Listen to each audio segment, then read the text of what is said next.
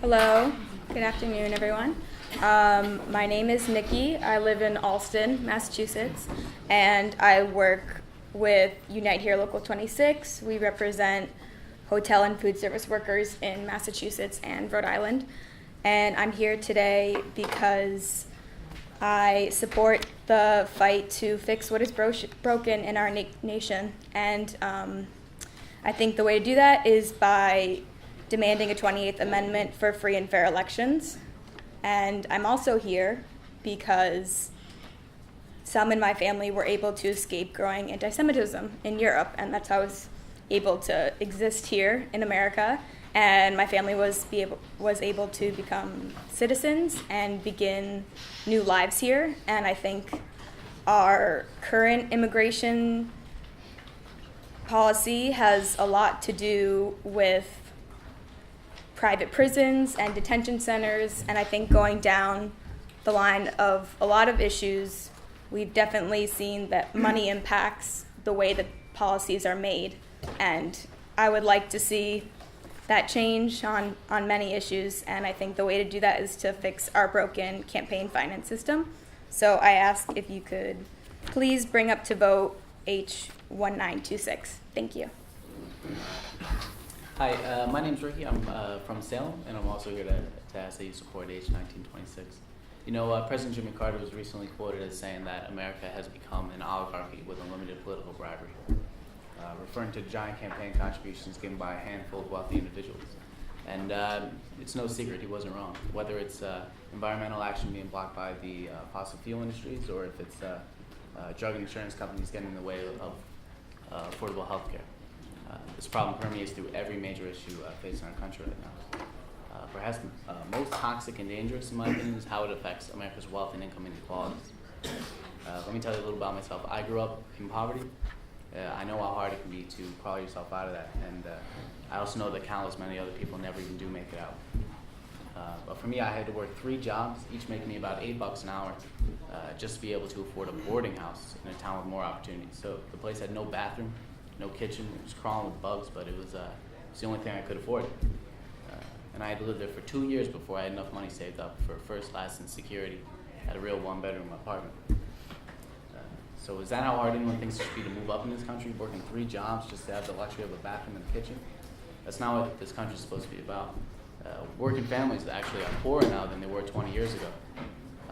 So with each passing day, the economic ladder gets taller and harder to climb. And as wages decrease and the cost of living rise, more and more people are falling off that ladder.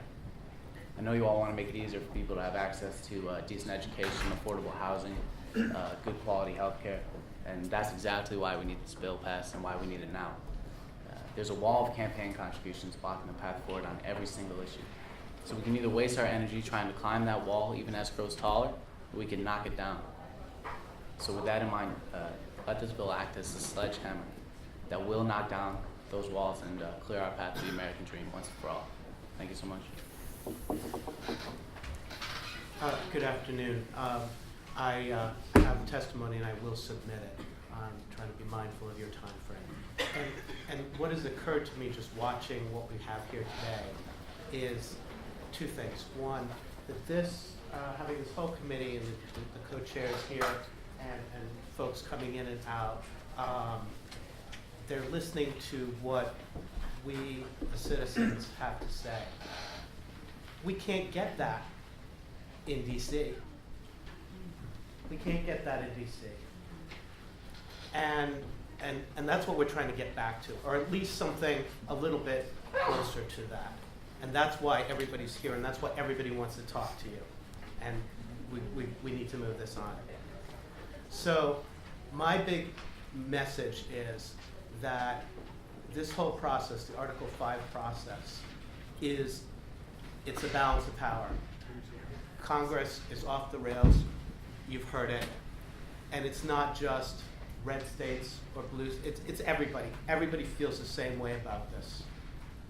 And we in Massachusetts, maybe we have a little bit more bias, maybe you're gonna hear things coming from a little bit more direction, but there's reputation across the board on your committee.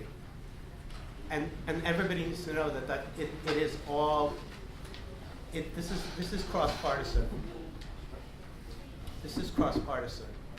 It's not going to go through. We're not going to fix it.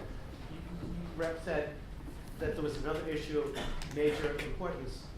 But I don't think that those things necessarily are going to get attention, not at the federal level, until we fix this. I just suggest that. So that's what I'm urging this committee to really move this out. Let's go to a vote of the whole group. Let's start a dialogue. That's what this is about. It's not here in Massachusetts alone. It's across the whole country. But we need to get that discussion going, and that's where the Constitution leaves us, with you folks as the ones who have to let us have that. We can't do it. You're the ones who have to do it. And I think that works for the timing. Thank you. Thank you.